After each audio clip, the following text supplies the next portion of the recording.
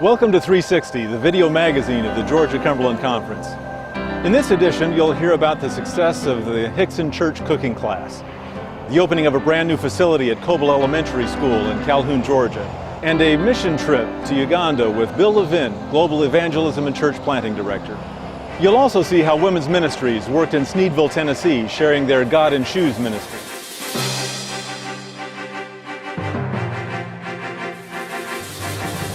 This past month, I traveled to South Africa. 4 of us from Georgia-Cumberland, along with 4 co-workers from the South Atlantic Conference, were exploring new ways to work together.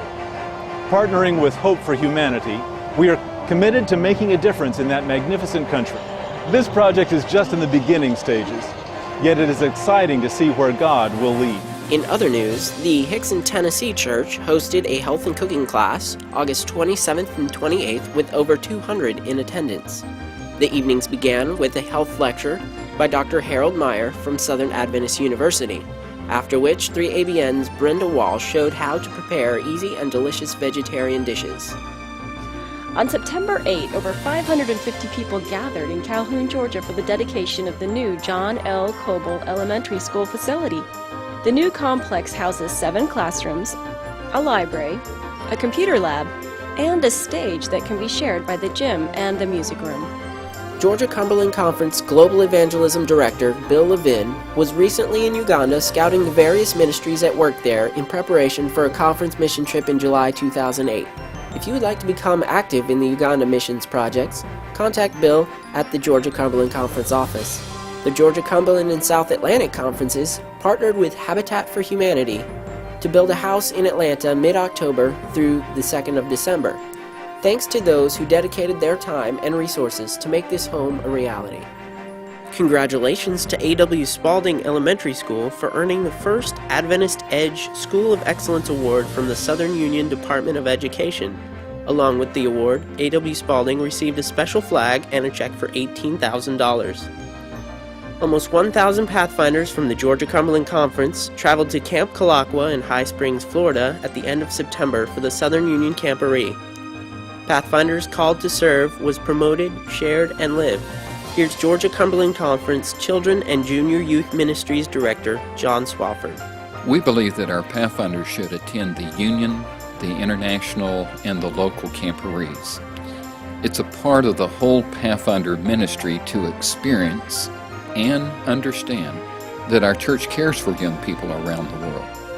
The next Georgia-Cumberland Pathfinder Camporee will be held April 18 through 20 in 2008.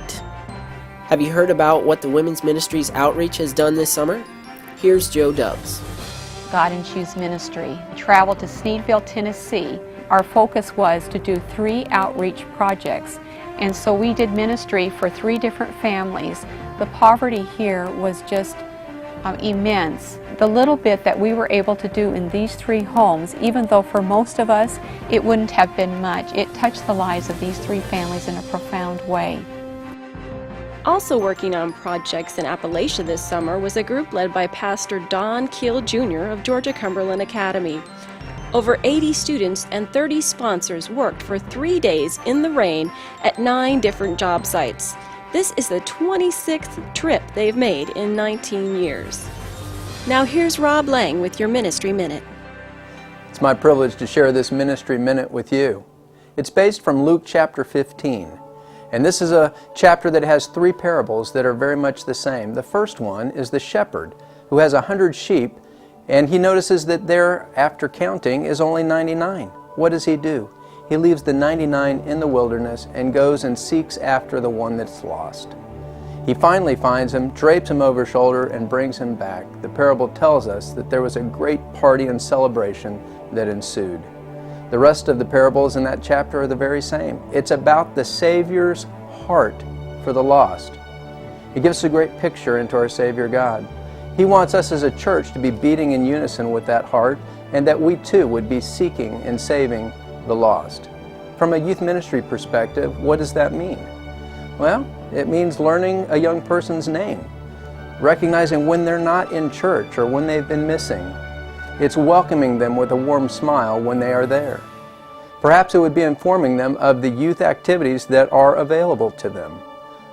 The public high school retreat, the youth festival, and of course summer camp, it has profound impact on their lives.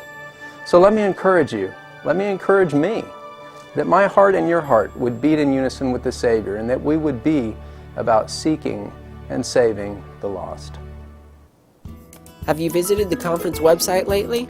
The front page is updated every weekday with conference news, thanks to the contributions of communications leaders in churches and schools across the conference. You'll also find a calendar of upcoming events, and our latest endeavor features downloadable sermons in MP3 format from conference pastors. Please encourage your pastor to participate. Thanks for watching today, and remember, this and past episodes of 360 are available online at gccsda.com.